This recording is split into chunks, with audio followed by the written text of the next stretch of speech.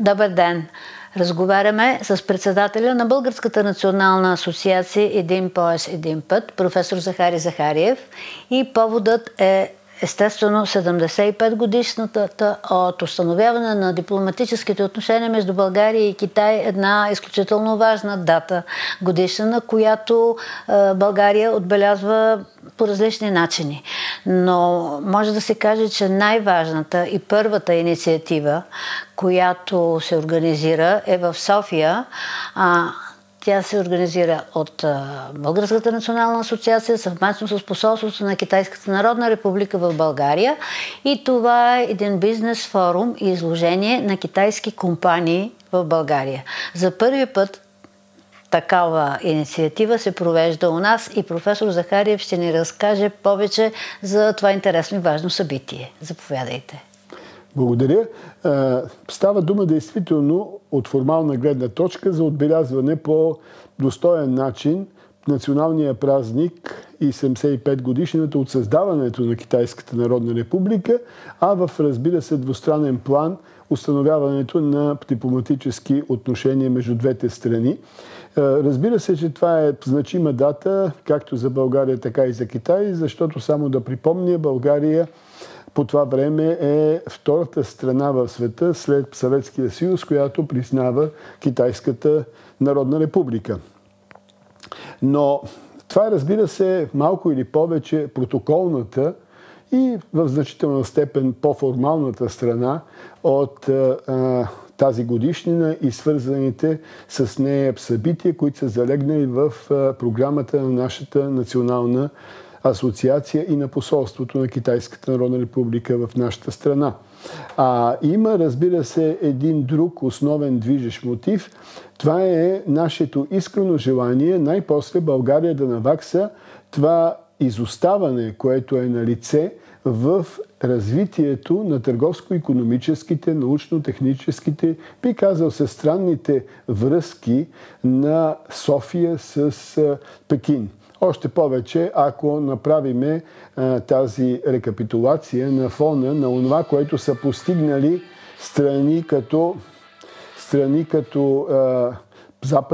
от Западните Балкани или от Централна, от Източна Европа. Разбира се, не говоря за най-големите и влиятелни членове на Европейския съюз от Западна Европа.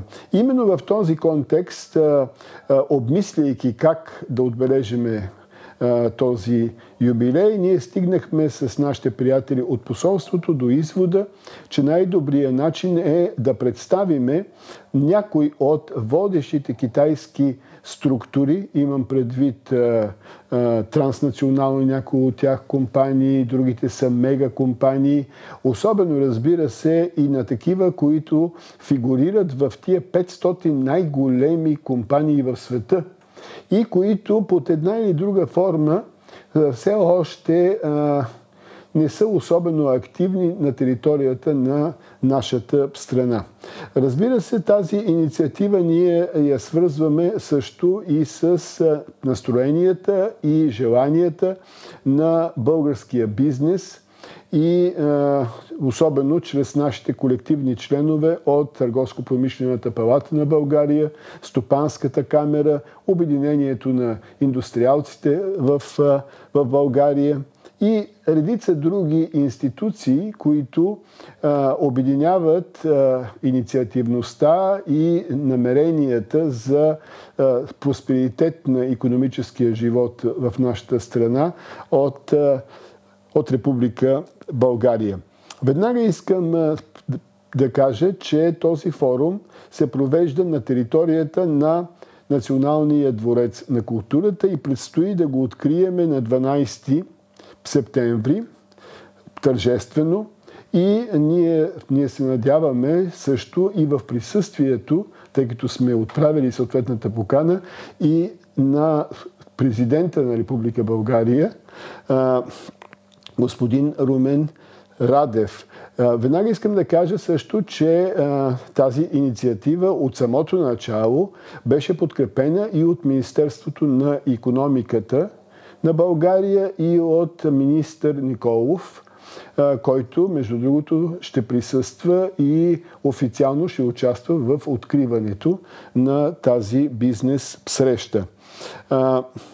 Успоредно с това, бих искал да обърна внимание, че освен със своята големина и реално икономическо влияние, представените китайски икономически структури са малко или повече така подбрани, че да покрият един максимално широк периметър от възможности и от икономическа инициативност в нас, в контекста, разбира се, на световните тенденции.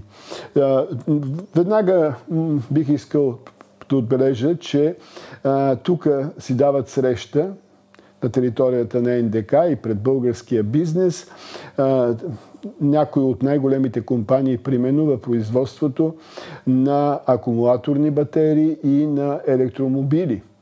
Четирите от най-големите в Китай ще представят своята продукция, както за автомобили за делнична употреба за гражданите, така, разбира се, автобуси, комунална техника и прочее. Успоредно с това до тях са също представителите на производителите на соларна техника и въобще на екологичните форми за нови енергийни източници.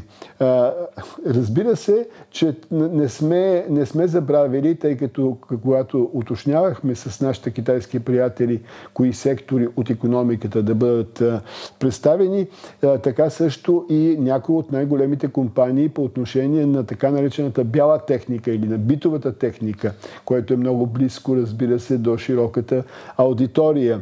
И без да ги изброявам всичките, бих искал да кажа, че периметърът е много широк, за да се стигне и до сектора на туризма и успоредно с това дори на юридически консултантски структури от Китай, тъй като считаме, че те, заедно, разбира се, с помощта на 4 от най-големите китайски, от 10 най-големи китайски банки, които също ще бъдат представени на този форум, ще могат да създадат необходимата атмосфера и, разбира се, предпоставки, които да облегчат българските икономически структури в тяхното желание да развият бизнес инициативи в направление в Китай.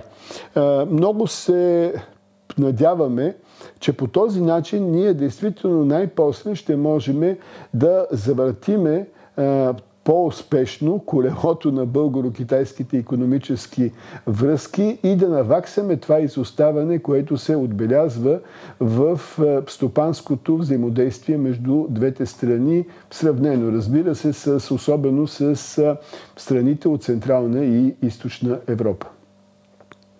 Благодаря.